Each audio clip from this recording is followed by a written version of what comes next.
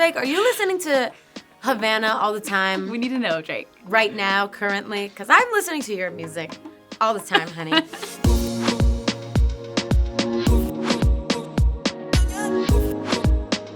Hey friends, it's Emily Curl, and we're here at our iHeartRadio studios in New York, and we're hanging out with the gorgeous and talented Camila Cabello. Are you kidding? What?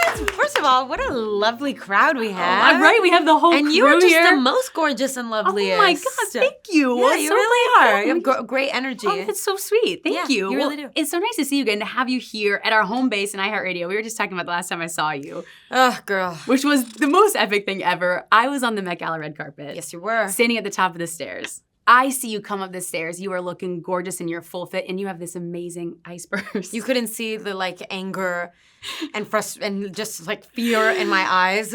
Actually, there was no fear. At that point, I was just I was done. You I really was like, did. I have just been through it. I need 4 shots right now. Well, it's so funny because I called you over. I was like, we got to talk about the music. And you put the ice block. There's all these giant plants, like ferns.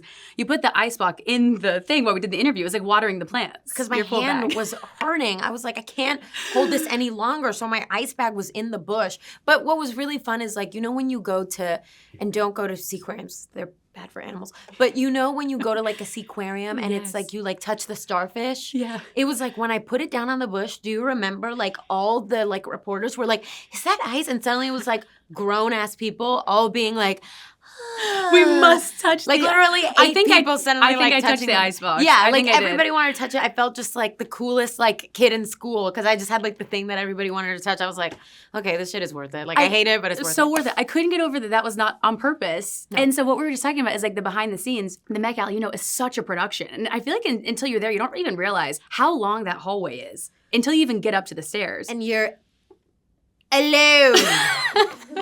All these girls in complicated dresses and ice purses, and we usually and ice purses. Was there other ice purses? No, it was just me. Just you. Complicated girls with complicated girls with complicated dresses and ice purse.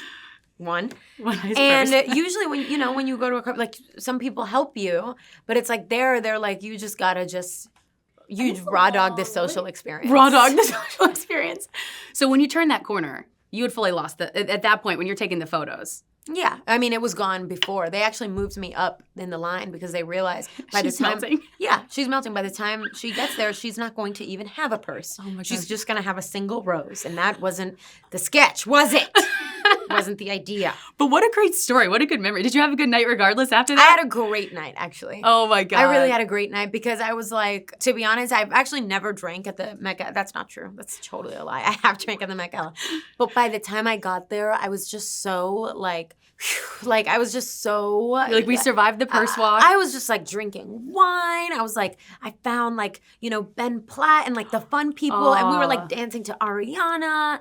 I was you know what? It was so funny because I got there and I sat down and it was before I had any liquid courage. And I was I'm not going to do the thing where I stand up and I walk around because it's really intimidating. Oh, I can imagine walking to that room. Yeah, it's intimidating to be you have a friend on the other side of the room, but to get to that friend, you have to walk past the Anna Wintour and the freaking the top 40 Forbes or something. And I was just this is just scary and it makes me nervous and I'm not going to do it. I literally had 5 sips of wine and suddenly I was you're hosting the party. Yeah, I was immediately got up. I was making the rounds. I was Dua, Carol. It was so funny. Did you meet any new fun friends? Who had you not met before? Who did I meet? Yeah. Oh, you know who I met? Who is, I can't remember her name right now, but the gorgeous girl from Outer Banks. Oh my gosh, Madeline Klein? She was adorable, gorgeous, so sweet. Loved meeting and hanging out with friends. Her. I love that. Okay, yeah, incredible night. I mean, it's the best event of the year, so I'm so glad I got to see you there. Yeah. And I got to ask you a little bit about the new album. And this was before the track list was revealed. Yes. Obviously, this is the promo. So see XOXO. Yes. Almost here. It's almost here. This is a special day today because the track list was released yesterday. And yes. I'm so curious for you as an artist. It must be so fun to post that and see all the fans getting so excited, all of their speculations. What was that like for you to have the track list out there? and see their reactions. It's the best. It's the best because it's almost like you get to see it with new eyes. I'm like, wow, these titles look really interesting. Like, I'm like, if I was a fan, I'd be like excited to listen to I'd be like, what the hell is Boat gonna be about? What the hell is like June Gloom gonna be about? I don't know. It's fun. And also, as somebody who's like, things are constantly like, you're like, should we swap this song for this song? And should this be number 4? And should this be number 6? And should this be hyphenated? And should this be not hyphenated? Once you put it out, it's like, it's locked in. Done. Nothing changes now. Yeah. Now it's locked. And there's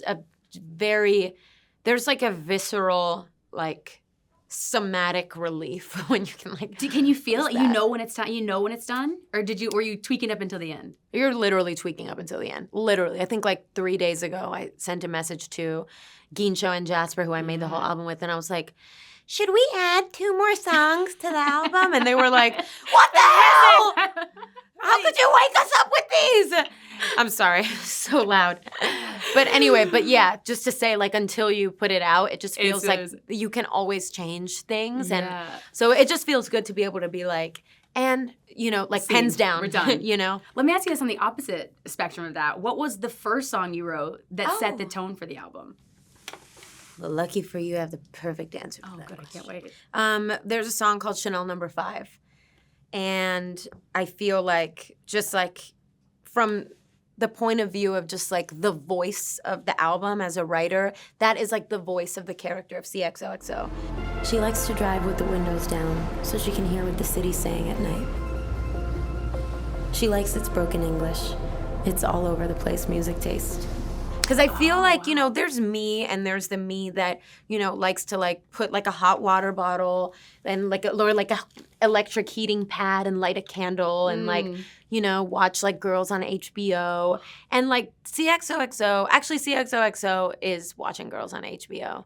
But I don't know, like watch Great British Baking Show or something. Oh, and like, so it's cozy. It's like that's not this album. I was about to say that's not what I thought. No, but I was XOXO is not that. But that's a facet of you. That's a facet of me. But this is a like different. Me is very multi-dimensional. But XOXO is honing in on this character that is. It's a character, and she's like constantly like reapplying the lip gloss. She looks good all the even when she's crying. She's like. She's just this is a part of it. Chanel No. 5 is when I think that character who's kind of like teasy and she's like got this boy like completely under control. She's totally nonchalant. She doesn't care. I think like that's that, you can really hone into that. That was that character. That was that character. And then I think from that point on, it was like Pretty When I Cry and like all of those songs that had that kind of and thinking like He Knows came out of it. Like I Love It. All of that came after Chanel No. 5. Dade County Dreaming, like it all came after Chanel No. 5. I'm sure as an artist too, you're always inspired during that time of creation. Yeah. Paint the picture. Yeah. What were you listening to, watching, reading, Oh. eating, drinking? Like what was in love your this world? Question. I have like literally like on my iPad a list of like all of my references, everything. So let's start with Let's start with reading. Oh, good. Okay, so I was reading a lot of Sally Rooney.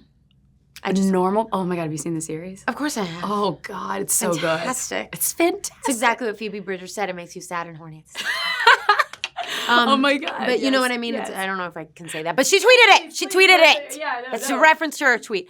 But anyway, read a lot of Sally Rooney. A lot of female writers.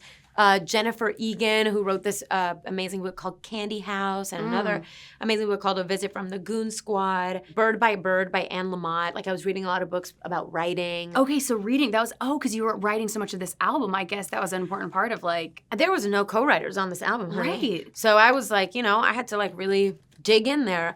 I was listening to this podcast called Poetry Unbound. I was like reading a lot of poetry. And then as far as like watching, I was watching Girls on HBO. Because I just love like the writing on that show. It's like so specific and very XOXO. Because I'm like actually Hannah, but I feel like XOXO is like kind of like a mixture of Jessa and Hannah. Ooh, you know what I mean? Yes, yeah. Actually, this makes me want to go back and rewatch it now. Hannah is very this. 20-somethings actually. Yeah. And then like Jessa is like, I love it. But anyway, and then listening to like a lot of rap, a lot of Drake.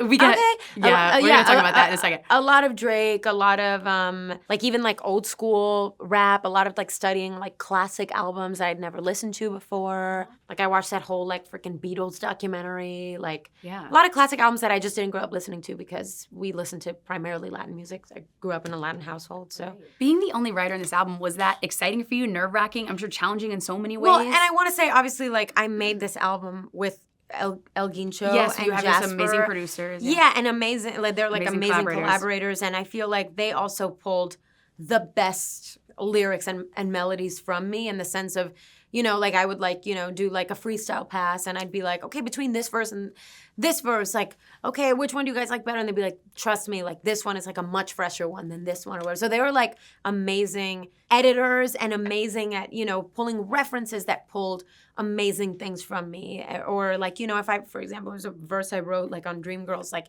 10 times because I was like, this verse is good, guys. And they were like, well, it's not as good as Chanel No. 5. And I literally wrote it 10 times before I got like the like, okay, this is the shit, Camila. And to have honest collaborators like that. Oh, I feel they like are that's so what you honest. need. You need someone that you can really trust They for this are- project. They are geniuses, and they are just like, you know, the sounds that they, like the sonic landscape that like, the way that they produce this album, they produce the shit out of this album. And, you know, and I think that we all feel really attached to it. Let's talk about the collabs on the album, because you kind of, I mean, you mentioned you were listening to Drake. Drake's on 2 of these songs. Sure is. What's it like working with Drake? Sure am listening to Drake. Listened to Drake this morning. Weekend done. Him and Popcorn. I actually listen to Drake so much. I've realized all the time. Like I feel like I realize like Drake is in your life. He's a part of your life. he's always a part of my life. Musically and I literally. don't know if he listens to my music all the time. Like I listen to his music. Drake, are you listening to Havana all the time? We need to know, Drake. Right now, currently? Because I'm listening to your music all the time, honey. But yeah, like I was listening to his songs a lot. Like for even like for a song like Chanel No. 5, like I was listening to like Going Bad by him and Meek Mill. Which that's like one of my hype songs. It's so good. I listened to that song yesterday before Jimmy Fallon. Oh, did you? That like I'm telling you, like I'm like in his like 0.001%. That's of so listeners. funny. You're gonna stop. I don't know. I don't Drake's think I'm super fan. 0.001%. But And does Drake know this? I'm sure he does. he knows I love him. Well, I love him as an artist. Like and I love him as a friend too. Yeah. But that's how you know, this happened. I DM'd him and I was like, I've been listening to you so much. Like you really inspire me, especially throughout the creation of this album. And I really want to play it for you. I want to get like your feedback. And he was like, okay, cool. Yeah, I'd love to hear it. He didn't say, okay, cool. He just said, I'd love to hear it. So yeah, that's So he hears it and he's like, okay, I want to be on these tracks? Or like, how did that come about? So he heard like 6 songs, including Chanel No. 5. And I remember like during that part, I was like, do you want writing credit for that? Because I like, that was me kind of like giving like, I was, you know what I mean? Yeah, It's like so yeah. kind of like rap inspired that I was kind of, I don't know, it was kind of like a cute little homage to him. Yeah, so I played him a few songs, and then he played me a few songs from For All the Dogs before it came out. And I was like, this is so fire, and this is so sick. And And what yeah. a cool moment in your career, too, I'm sure. That's so I mean, sick. Are you kidding? I really do. Like, I fucking love his music. And now getting to know him, I just feel like he's just so kind and, like, he's just the best. Like, just love that guy. I love to hear that. Yeah. Also, speaking of other collabs, we got to talk about Lil Nas X. He knows. I love that guy. Which the video, I cannot get over. It's so sick. But my favorite part were the bloopers at the end. I know. I can only imagine. What was that like on set? Like, did you guys have the best time? I mean, We it was had hysterical watching that. The best time. And I feel like it's so, like, I really do feel like I've gained, like, a new friend from this whole experience. Like, even, like, seeing him at the Met Gala, I was so excited to be able to be like, I'm so excited to see him and, like, you know, just, like, have somebody that we were just like, I know you, and we have a song together, and we've shared these experiences together. We got stuck in an elevator together. Like, we tried to, like, suppress panic attacks together. Like, that's when you really... You guys really trauma bonded. We What happened really in this elevator? Because you trauma guys actually were stuck in an elevator together, right? with, like, a shit ton of people. He and I were actually... Because, you know, you're like, you learn a lot from the other person in that experience. But we were honestly... We joked through it, which was cool. And from the bloopers, you're like, this man is just a full, like... It's just like a comedian. He is so funny. He is so witty. He is so He's smart. so witty, yeah. He's so witty. Like, I was like, I don't have these fucking one-liners like you do. Like the bloopers, it was so funny. He was just like... But I gotta ask, when you guys were like wrestling and he was like literally throwing you over his shoulder, were you actually like slamming down into the ground? Was that you? I feel like you should be a stunt double. Thank you.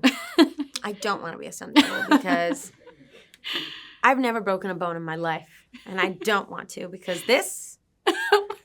I can. We gotta save this. I gotta save that. I'm like not a big like adrenaline junkie person, but I did do all my stunts. I'm so impressed. That video, and I got thrown onto a mat. So okay, fact. so you were protected. Okay, yeah, so I was protected. Yeah. Well, we're so excited for this album this year. I know us at iHeart, we're gonna see you at our festival stage in September. Are you gonna be there? I'm gonna be there. You're the best. I love you. Wait, and so I love you. I love you. So I'll see you backstage. Oh my God, I can't We're gonna wait. see you on stage for playing a festival like this. Like, how excited are you to hit that stage? I'm with your fans? excited because to be totally transparent, the last time that I played the iHeart Festival, I was having the worst day.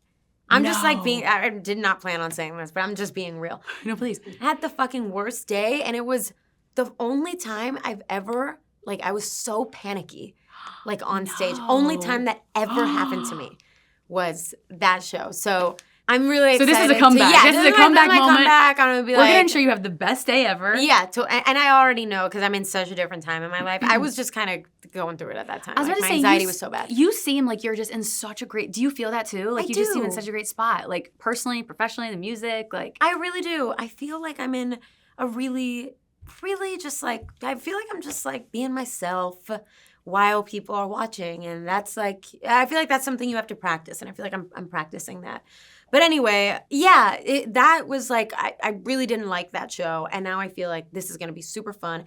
I'm super proud of the set that we've kind of put together because, you know, girl, it's already together. Oh, I believe it. I cannot wait to see. And it's so XOXO, and it's about to be actually super lit. Oh, we cannot wait. Yeah. And our last thing before we let you go, anything you want to say to your fans, you send them a message right now before the album drops. Man, you know what? I think about you guys every single day. I think about your eyes.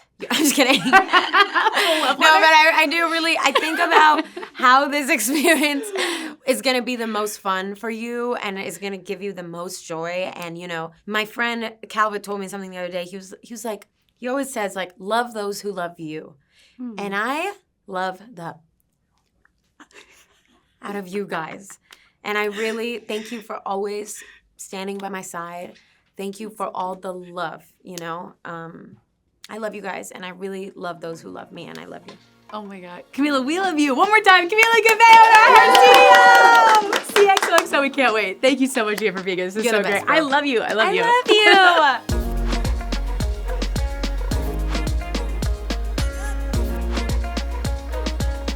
Thanks so much for watching. Did you like that video? You can check out more over here, and don't forget to subscribe to iHeart right here.